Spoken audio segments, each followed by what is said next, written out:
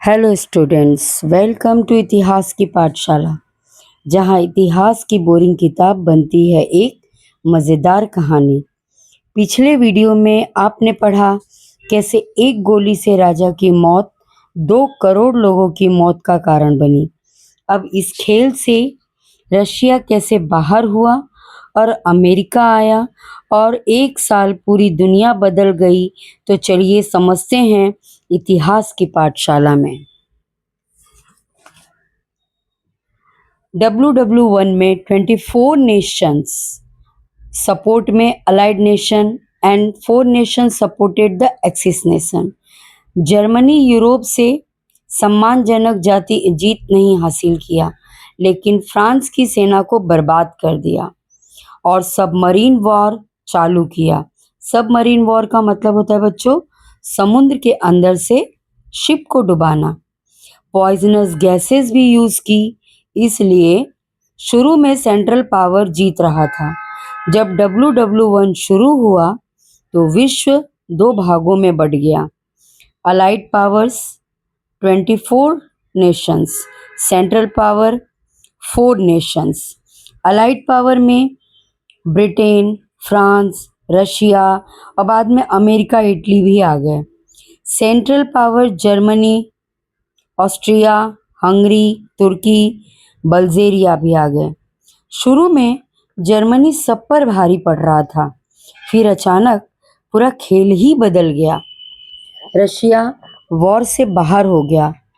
वहाँ की public war नहीं चाहती थी। नया लीडर लेनिन, उसने जर्मनी से पीस ट्रीटी कर ली और वॉर छोड़ दी। लेकिन दूसरी तरफ अमेरिका इस लड़ाई में शामिल हो गया। जर्मनी ने लुस्तेनिया नाम का शिप डुबो दिया, जिसमें 147 अमेरिकन मारे गए। रिजल्ट ये कि अमेरिका के आने से अलाइड पावर्स बहुत स्ट्रांग हो गया। समझने की बात यह है कि देखो, 1917 में रशिया बाहर हुआ और अमेरिका अंदर, इसलिए कहते हैं WW1 का सबसे इम्पोर्टेंट साल 1917 था। अमेरिका के आने के बाद सेंट्रल पावर टूटने लगी। धीरे धीरे सभी देशों ने हथियार डाल दिया।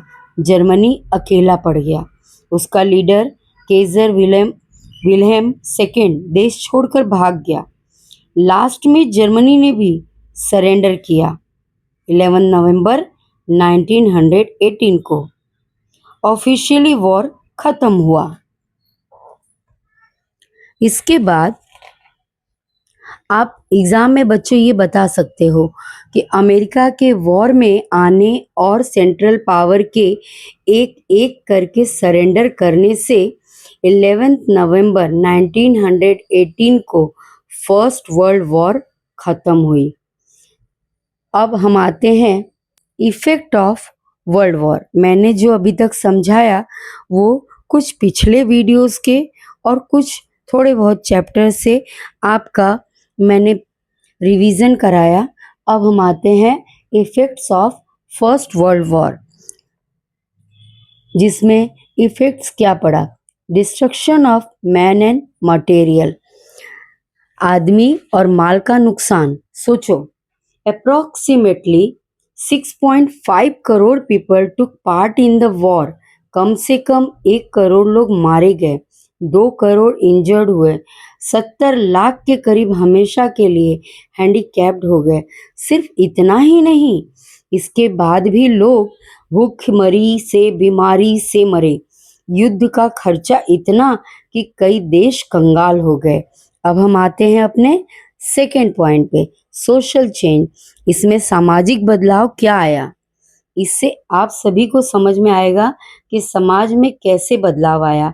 वॉर के समय जब आदमी लोग लड़ने जाते थे तो घर, फैक्ट्री, ऑफिस, खेती सब औरतों ने संभाल लिया।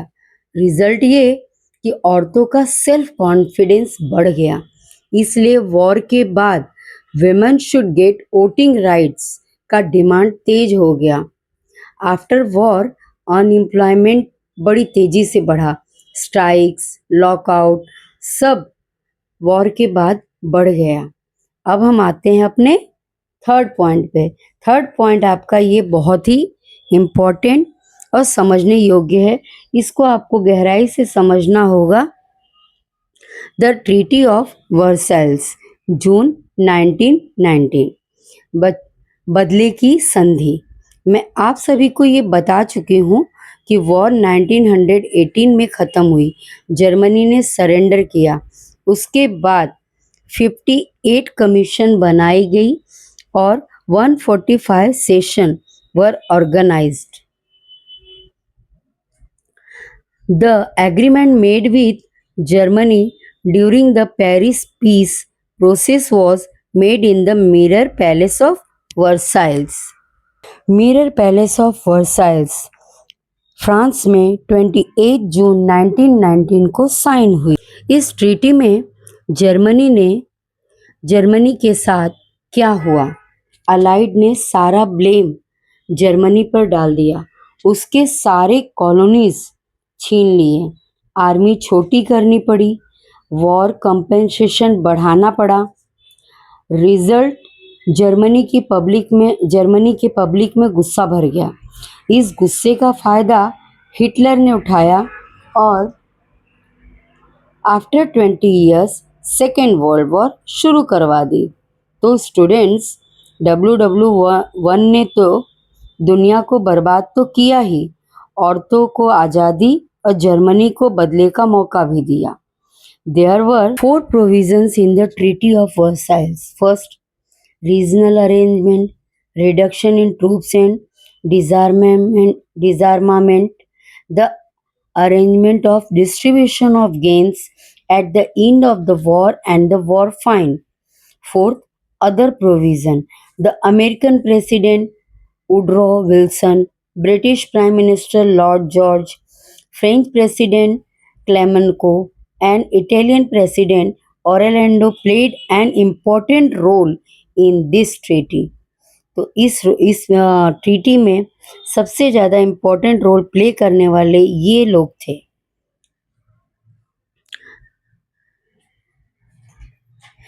अब इसके बाद लॉन्ग इफ़ेक्ट्स क्या पड़े, बहुत लड़ाई के बाद लॉन्ग टर्म इफ़ेक्ट्स आइए जानते हैं। ट्रीटी साइन करने के बाद भी बदला लेने की इच्छा खत्म नहीं हुई। रशिया ने और अमेरिका ने लीग ऑफ नेशन को ज्वाइन नहीं किया, इस कारण सेकेंड WW का प्रोसेस शुरू हो गया। अब हम आते हैं अपने नेक्स्ट पेज पे। The Russian Bolshevik revolution 1917। Russia में क्रांति कब जागृत हुई, क्यों जागृत हुई, इसका क्या कारण था। रशिया में सीजार निकोलस सेकंड का राज था, वो बहुत क्रूएल था। पब्लिक के पास कोई राइट्स नहीं था, अगर कोई हक मांगता तो टॉर्चर करते या फिर साइबेरिया भेज देते, जहाँ पे बोन चिलिंग कोल्ड था। बोन चिलिंग कोल्ड का मतलब समझते हो बच्चों, ऐसी ठंडी जहाँ पर आपकी हड्डी जम जाए। किसान और मजदूर दिन रात मेहनत करते, पर इनकम बहुत कम थी, गरीबी भुखमरी बढ़ती जा रही थी। फिर अचानक एक दिन वहाँ की प्रजा को ख्याल आया कि क्यों ना राजा से उनके पैलेस पे मिला जाए। Under the leadership of Father Gapon, a large rally was taken out to the Tsar residence, Winter Palace, 22nd January 1905 Sunday। जब वहाँ पे लोग पहुँचे, हजारों लोग पहुँचे। दिस पीपल वर अनआर्म्ड, बिना हथियार के थे, हाथ में उनके कोई हथियार नहीं था, लेकिन सेजार को लोगों के हाथ में सेजार की पिक्चर थी जिसमें लिखा था, long leave the little white Lord of Russia. ये लोग शांति से अपनी प्रॉब्लम बताने गए थे, बट सेजार की आर्मी ने गोली चला दी। रिजल्ट, हजारों मासूम इनोसेंट लोग मारे गए। पीटर्सबर्ग की बर्फ खून से लाल हो गई। इस दिन को इसीलिए ब्लडी संडे का नाम दिया गया है। इससे राज के प्रति नफरत बढ़ गई। इसी बीच 1904 1905 में छोटा सा जापान ने बड़े रशिया को रूसो जापान वॉर में हरा दिया। सबको इससे सारे रशियन इससे गुस्सा हो गए। उसे शांत करने के लिए डमा पार्लियामेंट बुलाई गई, but before it can take steps to satisfy the citizens, it had been called off. On 18 March 1917, a praise worker of Petrograd called for a strike. रोटी और पीस के लिए मजदूरों ने स्ट्राइक कर दी।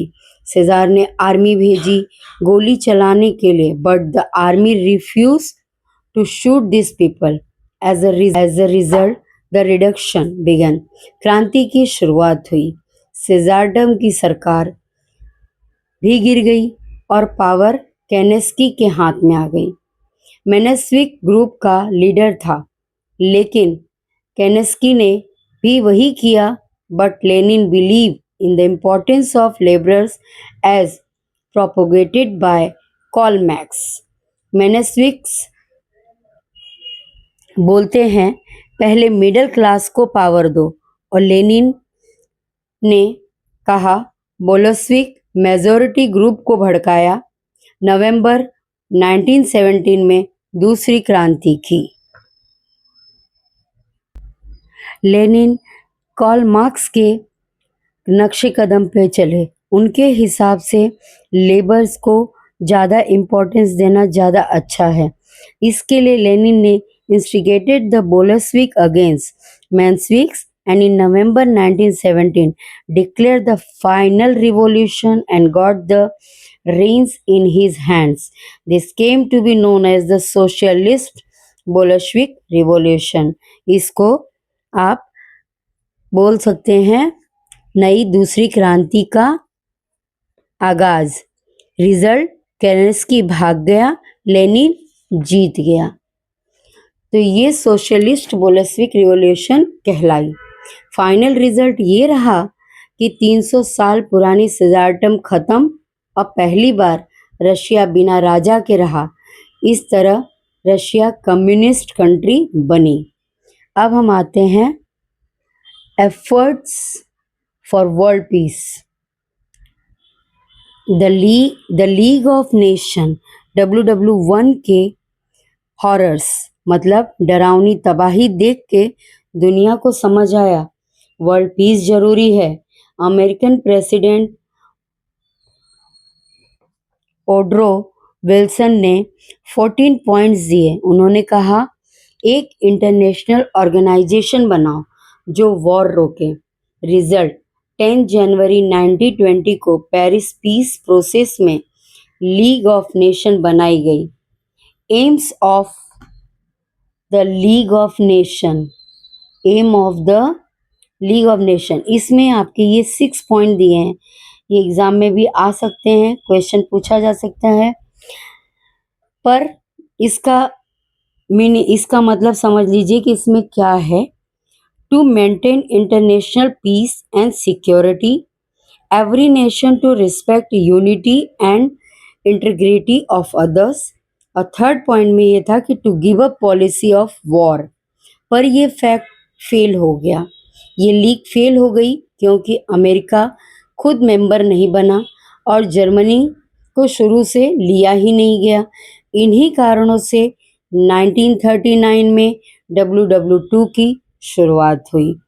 तो ये रही बच्चों आज तक की अपनी इतिहास की पाठशाला में आपका second chapter first world war Russian revolution, जो मैंने आपको एक्सप्लेनेशन किया, ख़त्म किया, जिसमें हमने पढ़ा सेजार का जुल्म, लेनिन की एंट्री, रशियन रिवॉल्यूशन। तो इतिहास की पाठशाला में यहीं तक। नेक्स्ट वीडियो मिस मत करना, उसमें क्वेश्चन आंसर और ऑब्जेक्टिव्स कराऊंगी। बेल आइकन दबाना मत भूलना। लाइक सब्सक्राइब और शेयर। जय हिंद, वंदे मातरम, बाय बाय।